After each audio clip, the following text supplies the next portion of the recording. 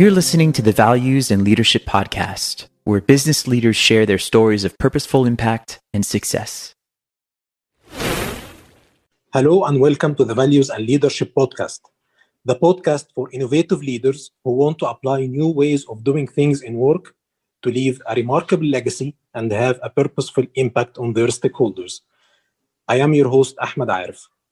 I invite corporate owners, corporate leaders, advisors, and academics who practice participative leadership and love to share their positive life and business experiences, their sense of direction, sense of meaning, and how they challenge their thinking in growing their business and the people around them to their next best stage. Today, we have Professor Deirdre McCloskey, who has been since 2000 a UIC Distinguished Professor of Economics, History, English, and Communication at the University of Illinois at Chicago. Trained at Harvard as an economist, she has written 20 books and edited 7 more, and has published some 400 articles on economic theory, economic history, philosophy, rhetoric, feminism, ethics, and law. She taught for 12 years in economics at the University of Chicago. Welcome to the show, Professor Deirdre. I'm glad to be here, dear. Great. Thank you for accepting the invitation. I'm trying to invite leaders all over the world to talk about new ways of doing things in business world. And definitely you have a lot of experience in that regard. I'm looking for an exciting episode today. Let's start with what motivates Professor Deirdre. What motivates you to work, make podcasts, write books, lecturing, all of these things? Can you share with us? Well, it's certainly not that it makes me rich. That's one clear thing. I've had some books that have made some money, but I don't write books or articles for their profit. Now, of course, there's another coin of profit, so to speak, which is scientific status in the world. But the trouble is, I don't really pursue that very well either, because I keep wanting to say the truth. For example, there is a technique which is commonly used in the corporate world and elsewhere of tests of statistical significance. We're just going through it with the tests on the vaccine for COVID-19. And for a long time, half a century, I've been pointing out to people that this test is mistaken. And the best theorists in statistics, of course, agree with this because it's very simple point I'm making. I won't go into it. But the average economist or the average business economist doesn't want to hear this. No. And so, although I've had some influence in that regard, the unpopularity of the position. Now, to speak of my main work in the last 20 years especially, the causes of economic growth, that too takes an unpopular position. I take the view that it's not capital or even institutions that cause economic growth. And this economists say, that's crazy. No, what causes it is ideas, new ideas. And I think anyone here in business can understand that, because when she gets an idea for a new kind of shop, right, a new machine or a new biological innovation, that's what makes the capital and the labor and the institutions valuable. Without human creativity, they're useless. And strangely, although there are some economists like the so-called Austrian economists who emphasize this kind of thing, most economists find it very irritating because they thought they understood capital accumulation. So anyway, that's a brief story of why I'm unpopular. Well, great. Yeah, you mentioned that you are into all of the work because you want to make money, which is very honest from you to say. And because you like money. I don't want to make money. Of course, I'd like to make money. So would you. We'd all like to have money poured down on top of us. But no. I'm not in it to make money. No. If I was, I would not be saying these unpopular things. That was my point. That if you want to make money or become famous or get the Nobel Prize in economics, you can't go too far away from the mainstream. And, in a way, the opposite is true in business. The opposite. The way to make a lot of money is to innovate, have an idea that's very different. So Jeff Bezos, Amazon, he reinvented the old mail order idea. And it was strange. It was not what people thought was going to work. And then bang, it did. So in academic, this is kind of interesting when you think about it. In academic life, the way to success is to be boring. In the business world, the way to success is to be unusual. But I know business people who invite academic professors to discuss with them, as you mentioned, ideas, because they want to benefit from the ideas that the academics and professors have, so for them to grow as well. Yeah, but they're going to the wrong oasis. That oasis is dry. They should be going to their own oasis where the water flows of ideas, of new ideas. Look, take a look at, there are just hundreds of examples of this, of entrepreneurs, small and large.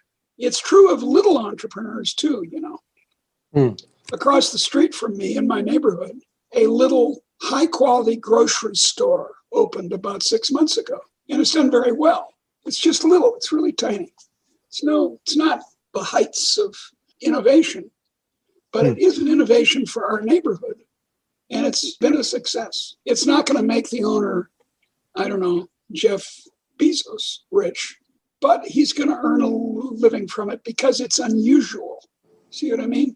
So I don't think it's wise to look to academics for entrepreneurial ideas. Look, I once wrote a book in 1990 whose title kind of says this. The title is "If You're So Smart," and it's an American joke. If you're so smart, oh professor, why aren't you rich?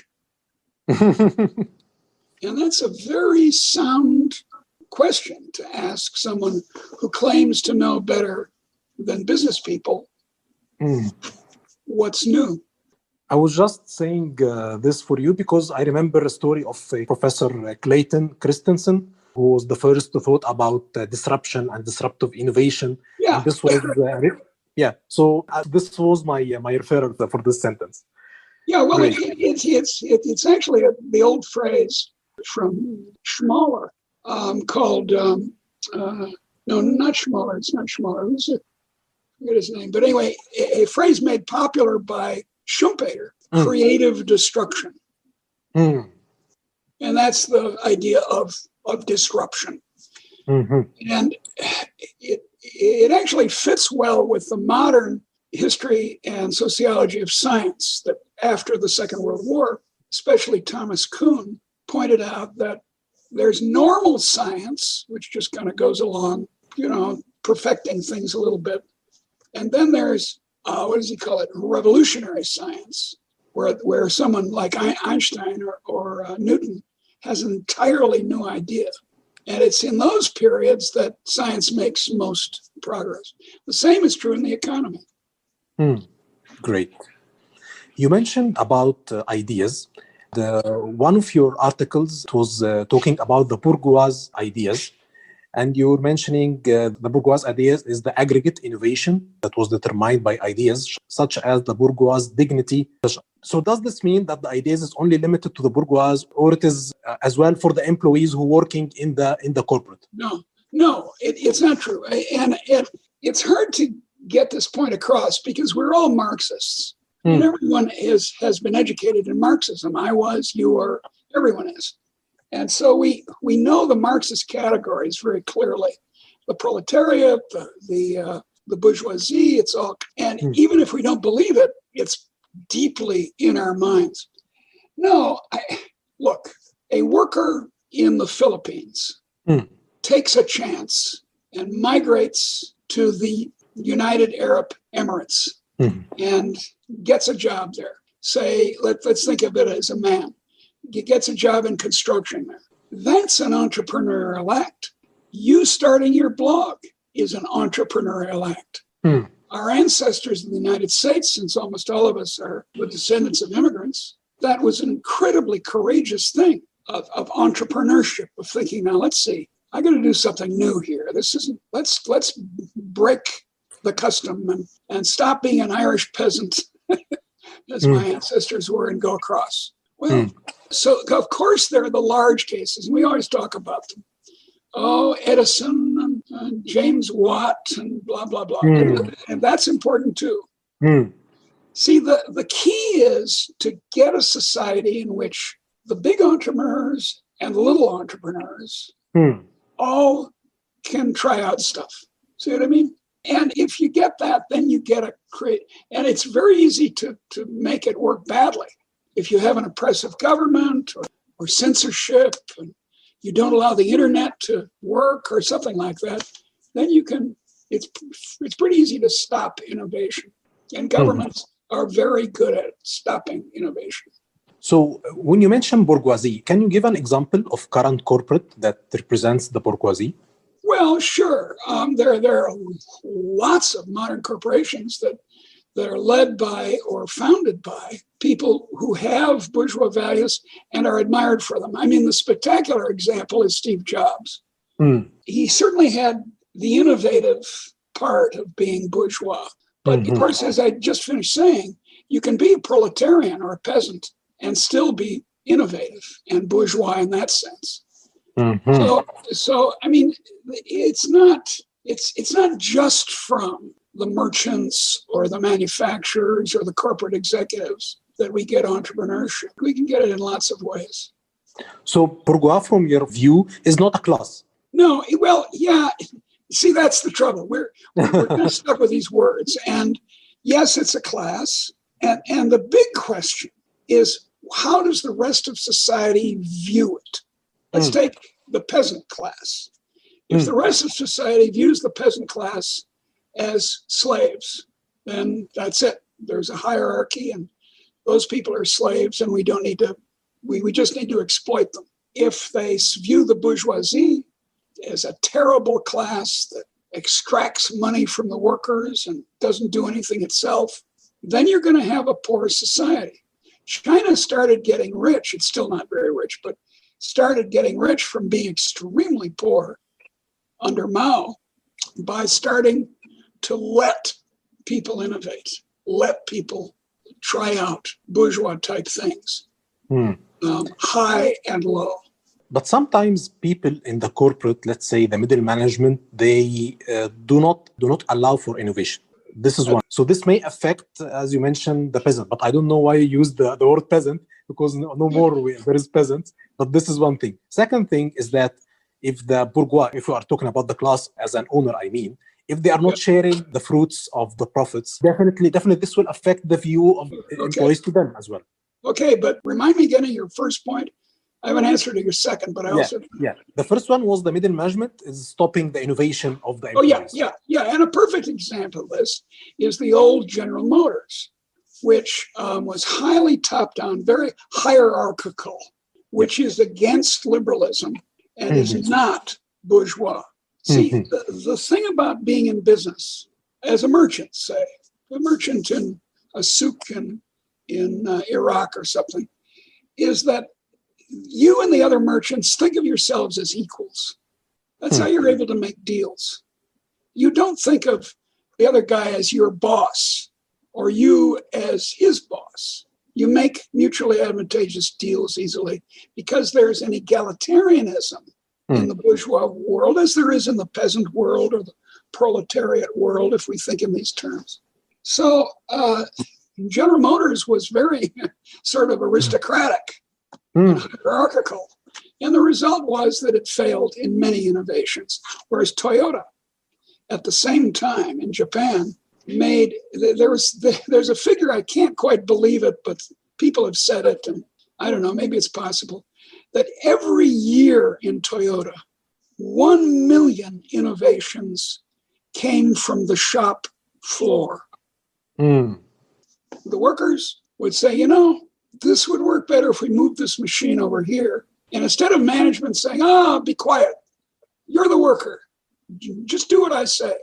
That's the hierarchical way. That's the slave way. True.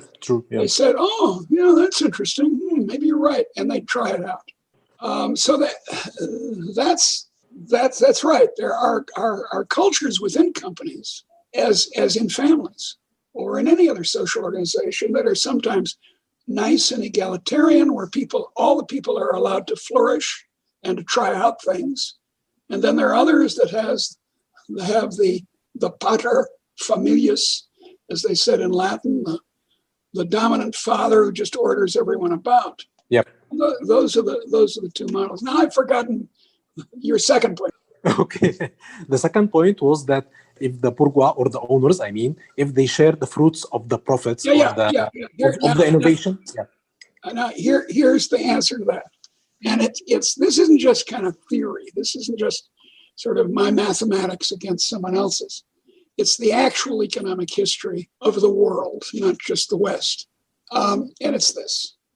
Of course, the bourgeoisie or the peasants or the church or the imam would like to keep what they have, right? And to get more of it. Everyone would. They'd like to do that. But if the state doesn't prevent it, having been corrupted by the people in business, if that doesn't happen, the people in business have to compete with each other. And what happens, there's a very interesting calculation that a professor at Harvard named William Nordhaus made. He got the Nobel Prize for this, among other things.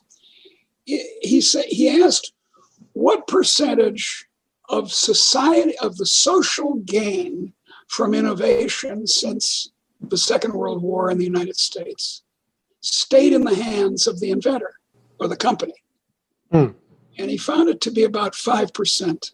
Now, 5% of the innovation in Walmart, right?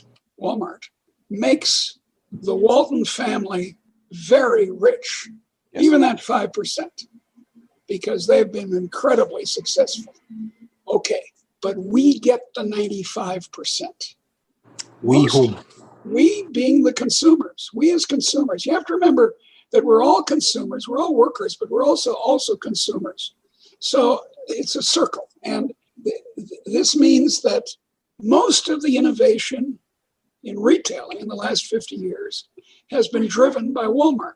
It invented it got the idea, again, this importance of ideas, the idea of using barcodes were first invented for strict inventory control. So if in Chicago, the outskirts where Walmart is, a toothbrush is taken off the shelf and purchased, that goes back to Arkansas, that information. And they instantly know they need to replace the toothbrush in Chicago. So that was an amazing innovation. And it has become, of course, every big company that wants to not be clumsy has adopted it. And that advantage comes to us. You'd say, oh, well, no, it stays with the companies. No, it doesn't. Because the companies are trying to get more business by cutting their prices a little. And so without them intending to, this is something Adam Smith said, without them intending to, they help us. I just published a book from the University of Chicago Press with Art Carden, whose title kind of tells a story. It says, "Leave me alone and I'll make you rich." And that's what's happened. In the era of a little bit of liberalism, or a lot, right, since 1800, people have been left alone to move, to emigrate, to have new ideas, to try out new ideas in business. And the result has been that you and me are better off than our ancestors. I mean, look at what we're doing now. This is, imagine your great-great-grandfather imagining this. Yeah, this materialistic gains, there is a materialistic gains, yeah. But this materialistic gains has well led to other mental health problem, even for the owners, the bourgeois, or the employees, like burnouts, like loss in Well, meaning, and all of this. But I'd like to share with you one thing to open this go discussion, ahead. because it's a very rich discussion. There was a Boston College Center on Wealth and Philanthropy. A Yes. Boston College Center on Wealth and Philanthropy. It was a survey under the title of The Joys and Dilemmas of Wealth, published in Atlantic website. This survey title invited the very rich to write freely about how prosperity has shaped their lives and those of their children. The study was the first large-scale survey. It was roughly 165 households or wealthy families responded, 120 of which have at least 25 million in assets.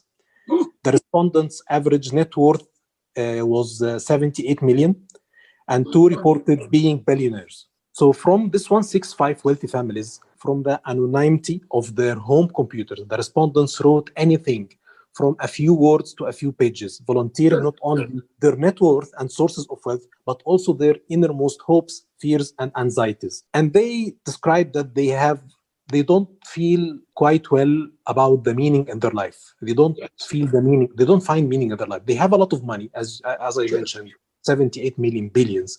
So we cannot only judge our economic or our economic work, or the world of work, to only measure it by money, because money is not the most important thing and it's not the only thing.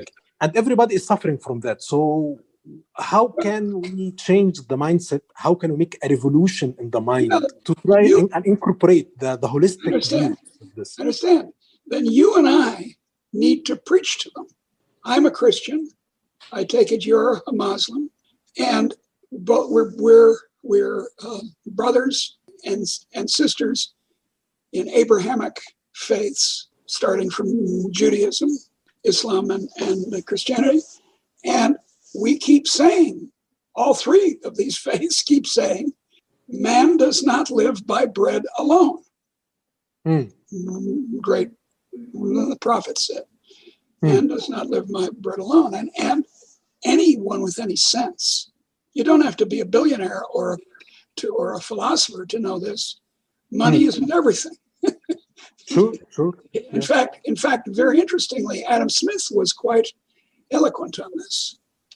He said that actually it's an old kind of figure, an old expression, that the king and the beggar can both enjoy the sunset, right? True. That kind of argument. And it's completely true. So I'm not saying that people are made happier by being rich or by even from coming out of poverty. What I am saying, and I think this is hard to deny, is that they have more scope. There are more paths they can take, right? And they can be, we hope they're good paths. And, you know, money doesn't solve everything, but it solves a lot of problems. Your ancestors and mine were unspeakably poor. In 1800, the average income of the world was about, in modern terms now, talking as though you were in Chicago or somewhere, $2 a day. $2 a day. You know what? You can buy half a cappuccino. It's pathetic. Now in the United States, it's $130 a day. In France, it's about $110 a day.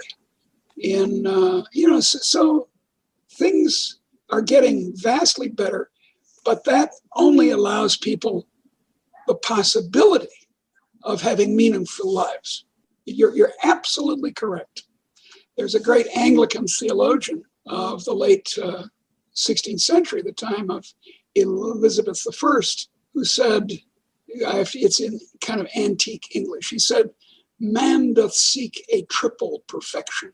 First physical, then intellectual, and then there's a third thing, which is, in my terms, the transcendent. Allah, God, science, art, truth. So we're on the same wavelength. Yeah, but now this is very profound. Why? Because I will go back again to this study, because this study was very eye opener for me, I actually. should think so. Say it sounds like a very interesting study. I'd like to read it. Did you say it's on the Atlantic website? Yeah.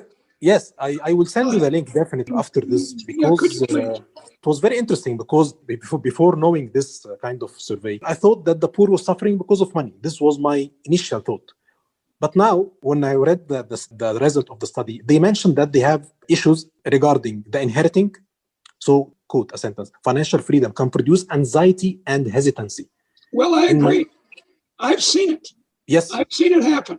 I knew the son of J. Paul Getty, who was a very intelligent man and was very interested in economics. And I was once at a small conference with him, a bunch of other economists, including me, and then this one son of this very rich man, oil multi-millionaire. And the trouble was that I forget his name, he had not ever had to work. Not ever had to pass an examination to get his daily bread. And so, although he was very bright, he was an amateur always in economics. He wanted to raise up to the level of academic economics. But if, you and me, when we go to university or school or something, if we don't work, things are really bad for us. Yes. Not for him. And that problem is, I think, a very serious general problem in the modern world, and will become worse and worse as the world gets rich. And it is going to. I predict that in 50 years, at most 100 years, everyone in the world will have 4 times, now hear this, 4 times the present U.S. standard of living. 4 times. And, well, that means that everyone will be incredibly rich. They'll have lots all over the place and blah, blah, blah. And that means that they will not have to work as much. Now, of course, I don't regard work as the purpose of life. Although, as you said earlier, if you don't have a meaningful life in work or play, whatever it is, what's the point? The second, in Christian theology, the second greatest sin against the Holy Spirit is hopelessness. And what hopelessness means is not having a project. Yes. The motivation. Lack of motivation. If you don't have a project, you go home, shoot yourself. Yeah. Lack of motivation, yes. I think it's a lack of motivation. When you have a lack of motivation in life, you will feel very desperate. That's right. And this was one of the things that was the outcome of this study. They were talking about lack of motivation as well. Yeah. Well, imagine what would have happened to you. Think of yourself. If at age 18, you had inherited $100 million. True. You would have done nothing. So the same would be true with me. Yes. 18-year-olds are not very intelligent about deciding what they should do. They drive cars like idiots, and they run the rest of their life like idiots too. And you give them $100 million, it's tragic. It corrupts them. So they spend their life on the beaches of Cannes or on their yachts playing. Yes. And to reinforce your point, one of the quotes from this survey, it was saying, worries that will be a lack of motivation to accomplish anything in life or escape the shadows of their parents. And this self-doubt is magnified by the knowledge that they are unlikely to find sympathy from anyone other than their fellow inheritors. Yeah, it's true. That's an interesting point. And they will feel disconnected from the world. That's right, because everyone else laughs at their anxiety. Say, what, you're anxious that you have $100 million? Stop it. I don't have $100 million. Shut up. Yes. So, I mean, when we are talking about distribution, the profits, we are not talking from a social view. I'm not a Marxist. I'm not a communist. Yeah. I'm saying humanly. When I'm human, and I lack the motivation and I lack the connection with people, when there is something called universal needs that we are not even aware of it and we are not even trying to work to reach it, when we are not able to connect because of money, when we lack motivation because of money, when we cannot achieve the purpose in life because of money, that this means to do something different. But understand, being very poor, as still most people in the world are, although it's improving very fast, is an equal disadvantage, in many ways worse, because you have no choices. Yes. Your father tells you who to marry, your husband tells you what to cook, how many children to have. You're completely dependent on other people. And that's not a good human life. Now, I agree with you that this standing around on your yacht. So what we need to do is not say, oh, money's the problem. Yes. I don't think money is the problem. I think the problem is a lack of purpose. I became a Christian only about 20 years ago. Before that, I was an academic agnostic, as we say, not an atheist, but an agnostic. I said, oh, I don't know, and I paid no attention to it. Then I became a Christian, and I don't mean that it gave me my whole purpose in life, but it gave me a framework for thinking about purpose. So you've got a yacht. Well, okay. So I mean, the concept of what is in it for me should not be only limited for money.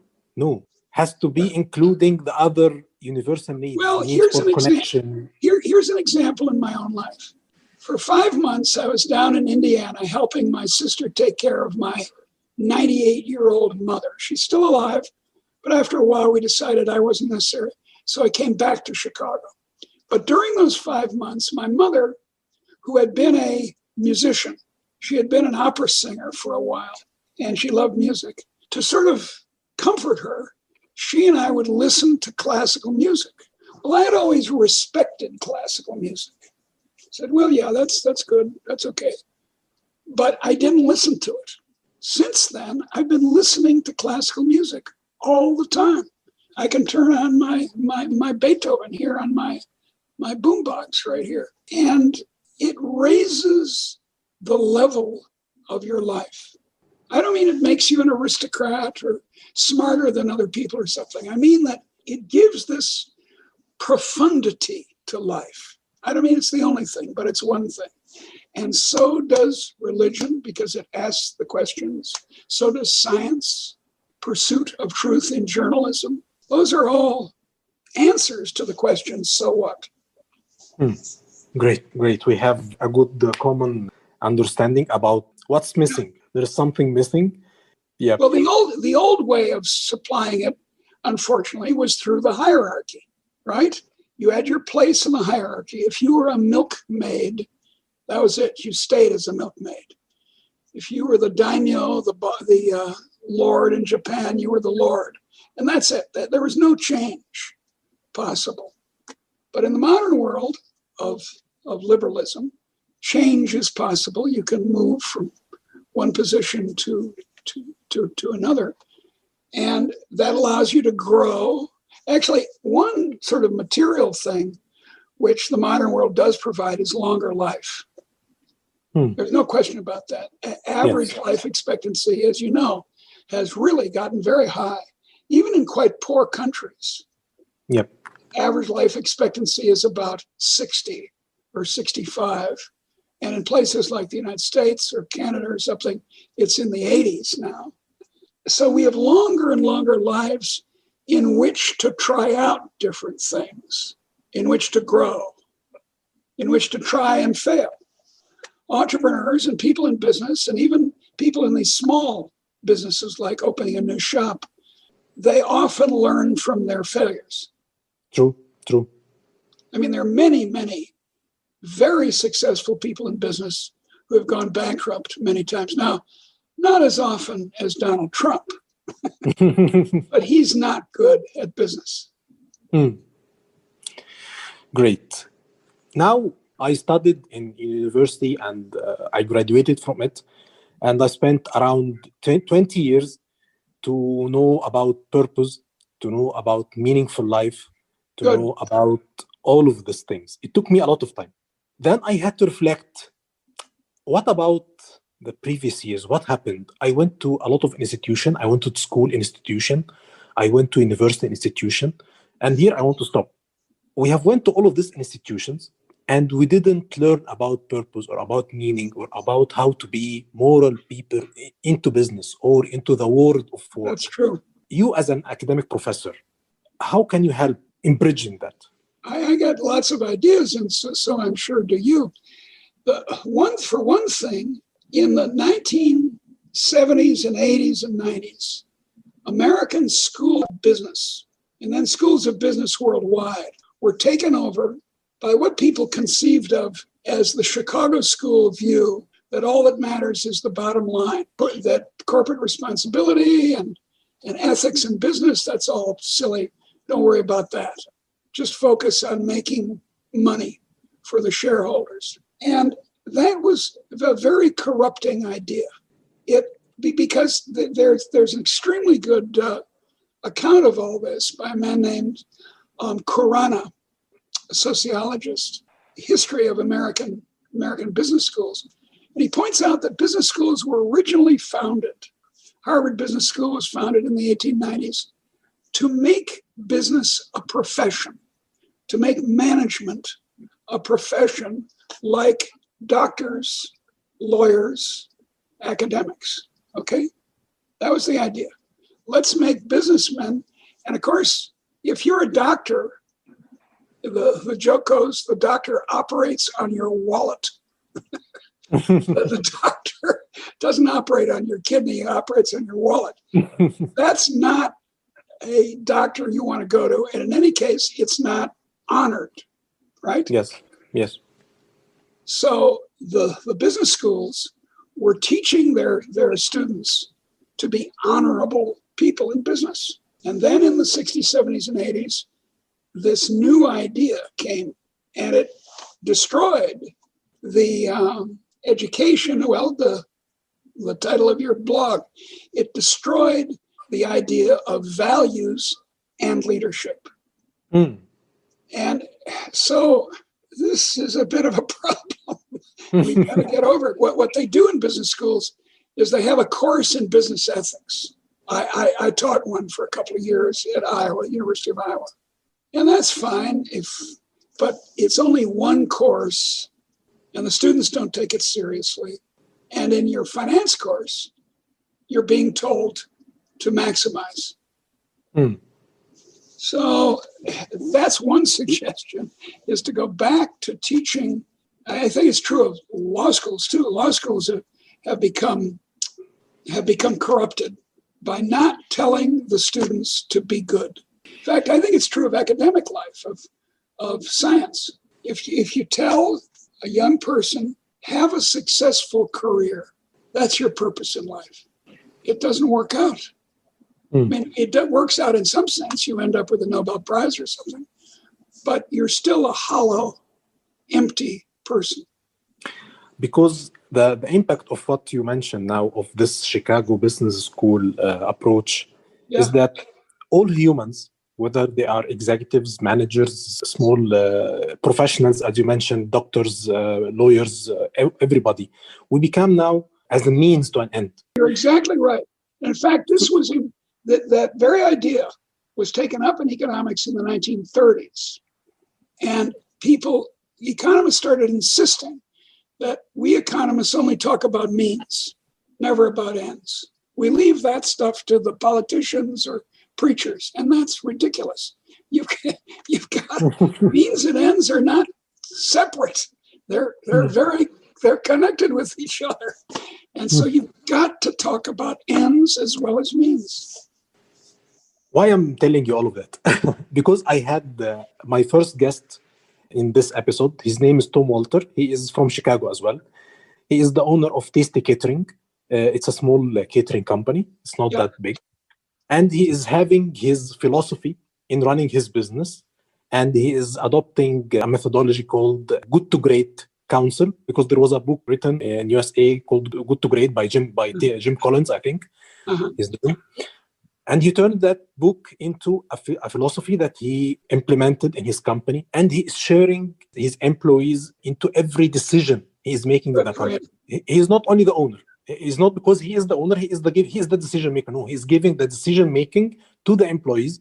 So let's say every item on the income statement which has the expenses, the employees, they are the owners of it. They are the one who decide what decisions that the firm should do to do the business. So now this leads to something which is recognition to the employees. So now we started to cater to the needs of the people. So now people start to feel valued now. So now the universal need of being valued is happening now. And people start to have to make decisions. And they start to have a reward as well, a financial reward, when this decision pay off as well. Sure. So this kind of corporate culture and business mentality, this is the thing that we are missing in the big corporate. We can find it in... I have a warning, which is that it always sounds better to make the workers the owners. But it doesn't always work out well, because which workers? If it's the old workers who run the company, then the young workers get treated badly. For instance, if it's the male workers who run the company, then the women get treated badly. Worker ownership can turn into a kind of a nightmare. Now, of course, so can ordinary ownership. I understand that. I don't think there's this trick you can do in corporate constitutions to make things better. Now, on the other hand, the idea of respecting your workers, yes, I think that's a win-win. Here's an analogy. Democracy, that is, let's just think of it simply as majority voting. Majority voting is not always the best way to make social decisions. Yes. Sometimes it is, sometimes it's not. The majority can be coercive and self-interested and blah, blah, blah. But so can tyranny result in bad decisions. So can having a bunch of central planners making decisions result in bad decisions. And you and I could give endless examples on all sides of this issue. But one thing is true about democracy in the sense of majority voting. It gives dignity to ordinary people. Benjamin Constant, a French philosopher, in 1819 distinguished ancient liberty from modern liberty. Modern liberty is the right to be left alone by the state. Ancient liberty is the right to participate, to be a member of the polis, the state. And when you deny people that, as African Americans were in the United States, in the South, especially by law, as women were in federal elections until 1919, when you deny that, you deny the dignified humanity of that person. You say, you're a child, you're a slave. You don't get to participate in this ancient liberty. So I think the people who criticize democracy are often, and this is true of academic studies of this character, they're often focusing on whether democracy is a good way to make decisions. And, sometimes it is, sometimes it isn't. But what is true is what this person you're talking about achieved in his company, which is he gave people respect. Yes. And everyone knows that what's most important to people is not money, but respect. I mean, we all know it in our own lives. If we're poor and people say, nonetheless, you're a wonderful person, I love you, you're a great man or woman, isn't this lovely? You go to your grave contented. Yes. This you mentioned exactly the words that Tom Walter mentioned in his first episode. He's using the same. He loves his employees, and he gives them the respect and the dignity they deserve. Yeah. And he himself, he's saying he's very satisfying. He feels fulfillment. This is something, and he gets a high growth that he was not even expecting or anticipating.